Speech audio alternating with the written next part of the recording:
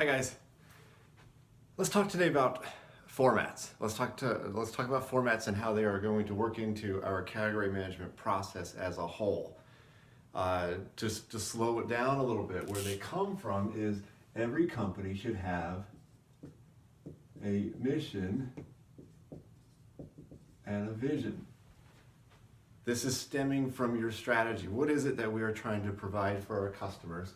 And as a clarifier, a mission is what you are currently doing, and your vision is what you want to do, or your overall contribution to the industry.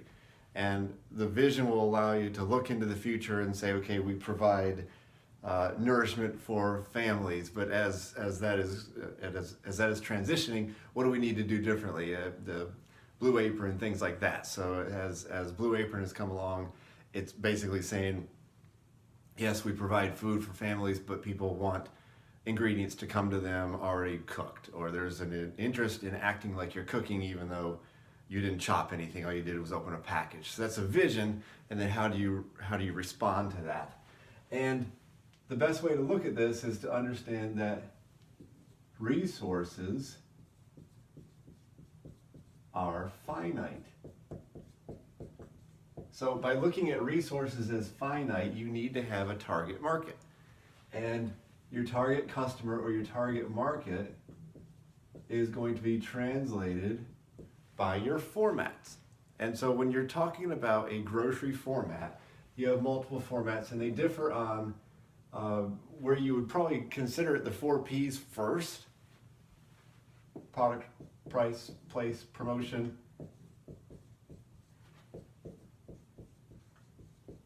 That's a good place to start. Primarily because we are concerned about inventory levels, is that your inventory will either expand because of the services or it'll shrink because of the cost. And when you put the two together, that is going to be your format. So we have multiple formats inside the grocery industry. We have one, and you know this because I could just ask you who goes with who. And if I say Walmart, you're going to say Target. If I say ShopRite, you're going to say Price Chopper. And if I say Aldi, you're going to say Lidl, you're going to say Save-A-Lot. So you know this. You know what's going on with formats. All we're doing is trying to put them on paper so you understand how a format is then going to be translated over, because you cannot be a category manager for Save-A-Lot and then move right on over to Price Chopper and be the same category manager, because you have different goals, you have different missions, you have a different vision, and that has to translate. So you have traditional, this would be Price Chopper, ShopRite, those kind of stores. And then you have mass merchants, which you all know, Walmart, Target. Then you're heading over into club stores. Obviously we have to have club stores. It's Costco, Sam's, whatever's left of Sam's, BJ's, those kind of things. You have other formats like convenience. And then we have what we would call value added, like Whole Foods, those kind of formats. So when you put all of that together, what that's doing is that's giving you an opportunity as a category manager to say, okay, I know that I am in charge of the pizza category. But if I'm in charge of the pizza category at a club store, then how is this translating out? Well, I have limited assortment. These are clubs. I have limited assortment. I buy in bulk. I sell in bulk. I'm charging you an admission to come in. And if I'm charging you an admission, then you as a customer have an expectation that you will have a low price. Primarily in club stores, it would be a low unit price, multiplied by a bunch of units, and then you have a higher dollar ring. But you have a low unit price and you have multiple units. So in the pizza category, you have to go back to your suppliers and talk to them in this paradigm.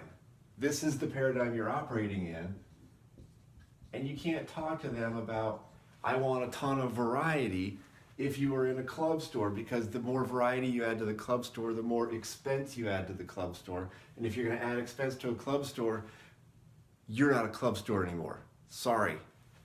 You are now a high service oriented traditional store. Perfectly fine if you want to be a high service traditional store with a lot of inventory. These guys have a lot of inventory. From a customer perspective, these guys have a lot of variety. There's nothing wrong with having variety as long as you understand your math that goes into this. So if the infrastructure of these stores is a 24% admin charge, this includes logistics, transportation, store people, the whole works, then you just have to understand what that's going to do to your markup. You can't have a lot of inventory and a lot of services and everyday low prices. It's just very, very difficult to do. These guys don't have a whole lot of people in their stores other than what's stocking the shelves. They don't have experts walking through the aisle. So their infrastructure might be something like a 15%. These are their expenses they need to cover with their margin markup. And remember,